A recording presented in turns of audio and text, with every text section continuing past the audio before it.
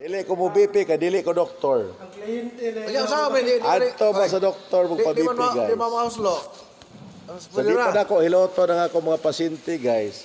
Ako sa bipihan guys. Kaya para siguro gid ko kadili atakihon guys. Gigastuan gid ako ni akong pagpanghilot guys. Gamit kog stethoscope, stigmomanometer, Tiguang minutir. sure gid ako guys. Palitan ako, murag anemic lagi ko da. Murag 18 ng kuwan ako. Ay na guba na tol. No, maguba man. Oh, expire na. Pilit. Bilit na. Pilit. Bilit na. Di na pwede. Ano yung mga pwede? Palit itag bag-o. Sayang kayo, nadaot. Ay.